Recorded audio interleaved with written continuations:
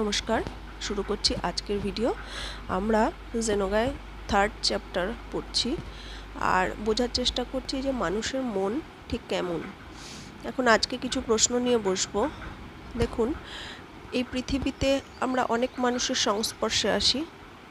কারোর সাথে মিশলে আমাদের আকর্ষণ হয়, তাদের প্রতি ভালো লাগা কাজ করে। আবার কারোর প্রতি বিকর্ষণ অনুভব হয়, তাদের একদমই সহ্য হয় না। কখনো কখনো কোনো হাজব্যান্ড ওয়াইফ বা প্রেমিক প্রেমিকাকে একসাথে দেখলে মনে হবে এরা যেন মেড ফর ইচ আদার। বা কোনো ধর্মীয় বা রাজনৈতিক বা সামাজিক কোনো সংস্থার প্রতি আমাদের তীব্র ভালো লাগা তৈরি হয়। তো এইগুলো কেন হয়? আবার শুধু যে এটাই হয় তাই নয়, এর অপর পক্ষে পৃথিবীতে রেপ, মার্ডার এরকম জঘন্য কাজগুলোও হয়। যুদ্ধের এত নৃশংসতা, ভারত পাকিস্তানের যুদ্ধ চলছে বা ইউক্রেন রাশিয়ার যুদ্ধ অনেক দিন ধরেই চলছে। কিছুদিন আগে পেহেলগাঁওতে যে ঘটনাটা ঘটেছে, কিছু জঙ্গিরা সেখানে ঢুকে কিছু মানুষকে হত্যা করেছে। এই যে নৃশংসতা, এইগুলো কেন হয়? তো জেনোগায় এর উত্তর রয়েছে। উত্তরে যাওয়ার আগে একবার কালকের ভিডিওর টপিকটা একটু বুঝবো। আমাদের ব্রেনের গ্রে ম্যাটারের মধ্যে কিছু না কিছু কাজ সবসময় চলতে থাকে, এইটাকেই বলা হয়েছিল মন। তো জেনোগা বলছে একটা মন যখন অপর মনের সংস্পর্শে আসে, মানুষ কিন্তু নয়, একটা মন যখন অপর মনের সংস্পর্শে আসে অথবা অনেকগুলো মন যখন একসাথে মিলিত হয়, তখন একটা মাস্টার মাইন্ড তৈরি হয়। মানে একটা কমপ্লিট মন তৈরি হয়। ব্যাপারটা একটু গোলমেলে হলেও এইভাবে বোঝার চেষ্টা করুন যে মনে করুন একটা নারকেলের মালাকে যদি মাঝখান দিয়ে ভেঙে দেওয়া হয় এবং একটা মালাকে ফেলে দিয়ে অন্য কোনো নারকেলের মালা এনে সেটার সাথে জোড়ার চেষ্টা করা হয়, তাহলে নিশ্চয়ই সেটার সাথে জোড়া লাগবে না। অথবা একটা জিগস পাজল, মানে বাচ্চারা যে পাজল খেলে, তার ঠিক সঠিক জায়গায় সঠিক খণ্ডটা বসালে তবেই কমপ্লিট ছবিটা তৈরি হবে। উল্টোপাল্টা জায়গায় বসালে কিন্তু ছবিটা আসবে না।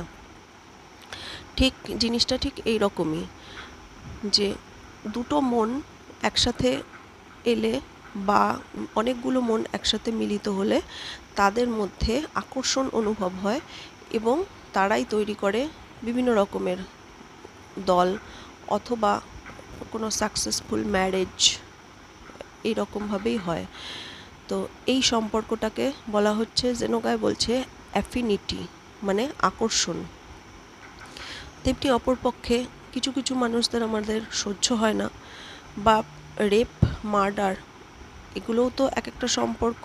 কিছুদিন আগেই একটা খবরে দেখছিলাম, একটি প্রেমিক তার প্রেমিকাকে মেরে অনেক রকম টুকরো করে তারপরে ফ্রিজে ঢুকিয়ে রেখেছে। বা একজন স্বামী অনেক দিন সংসার করার পরে তার স্ত্রীকে মেরে কুকারে সিটি মারছে। বা এমনও হচ্ছে যে স্ত্রী তার স্বামীকে মেরে ফেলছে। এইগুলো কেন হচ্ছে? জেনোগায় এক্ষেত্রে বলা হচ্ছে যে একটা মন যখন অপর মনের সংস্পর্শে আসে এবং আসার পরে তাদের মধ্যে বিকর্ষণ অনুভব হয়, তখন তাদের মধ্যে তৈরি হয় ভুল বোঝাবুঝি, তাদের মধ্যে তৈরি হয় ফ্রাস্ট্রেশন, হতাশা। তো এরকম হতে হতে হতে হতে সম্পর্কগুলো এই জায়গায় গিয়ে দাঁড়ায়, যার জন্যেই হয় যুদ্ধ, যার জন্যে এই পৃথিবীতে হয় ভায়োলেন্স।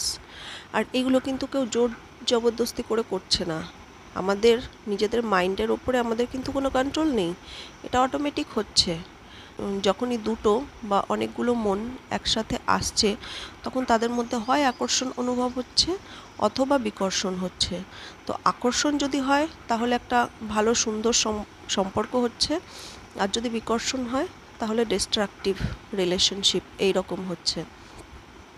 এবার এই দুটো ছাড়াও আর এক ধরনের সম্পর্ক আছে, তার নাম হচ্ছে ইনডিফারেন্স মানে উদাসীনতা।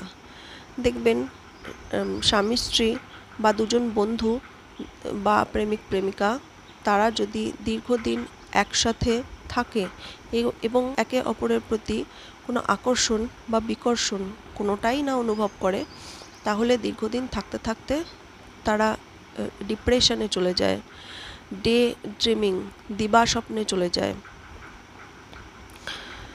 এটা কেন হয়?